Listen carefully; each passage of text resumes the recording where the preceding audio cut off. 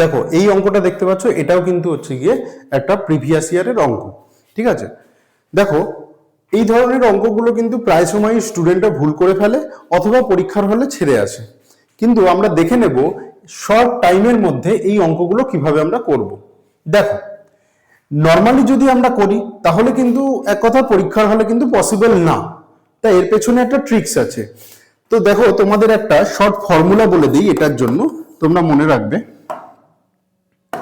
ফর্মুলাটা কি, দেখো ওপরে কি আছে, ওপরে 1 আছে, তাহলে ওপরে 1 আছে, 1 লিখলে নিচে কি করবে, নিচে দেখবে এই যে সংখ্যাগুলো আছে এদের ডিফারেন্সটা কত আছে।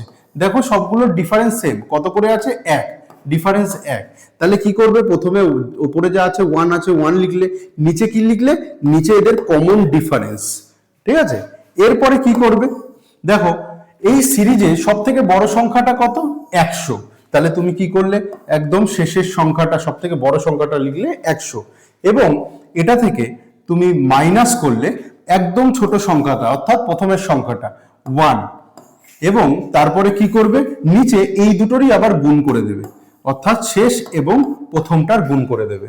তাহলে কি হয়ে গেল, দেখো 1 বাই এখানে কমন ডিফারেন্স কত আছে, 1, আর এটাকে একদম শেষেরটার সাথে প্রথমটা যদি আমরা বিয়োগ করি তাহলে কত পাবো, 99, আর দুটোকে যদি গুণ করি কত পেয়ে যাব, 100। তাহলে আমার কত হয়ে যাচ্ছে, 99/100। এটাই হয়ে গেল আমাদের আনসার। দেখো আরেকটা তোমাদের জন্য দিচ্ছি, দেখো এক্ষেত্রে কি করব, তা যেই নিয়মটা তোমাদের বলেছি, দেখো উপরে কত আছে, 1 আছে, 1 লিখবে, তারপরে দেখবে যে কমন ডিফারেন্স কত আছে, কমন ডিফারেন্স কত আছে, কমন ডিফারেন্স 3, দেখো 3, প্রত্যেকটা 3-এর করে হচ্ছে গিয়ে ডিফারেন্স রয়েছে, তাহলে কি লিখবে, তুমি এখানে কমন ডিফারেন্সটা লিখলে। এবার কি করবে, সব থেকে বড় সংখ্যাটা কত, 26, তাহলে 26 থেকে তুমি কি করবে, মাইনাস করবে কোনটা, সব থেকে ছোট সংখ্যাটা কত আছে, 2, এবং তুমি নিচে কি করবে, এই দুটোরই গুণ করবে। তাহলে তোমার কত হয়ে গেল, এখানে 1/3, আর এখানে থাকছে কত, উপরে হয়ে যাচ্ছে 24, আর নিচে 26 ইন্টু 2 রাখো, গুণ করার দরকার নেই, যত কম গুণ করা যায়। দেখো 3 8 24, 2 দিয়ে হচ্ছে গিয়ে 4, আবার 2 দিয়ে হচ্ছে গিয়ে 13, তাহলে আমার কত পড়ে রইল, 2/13।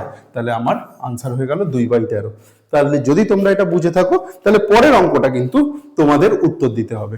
অবশ্যই তোমরা কমেন্টস করে জানায় এই আনসারটার উত্তর কত হবে।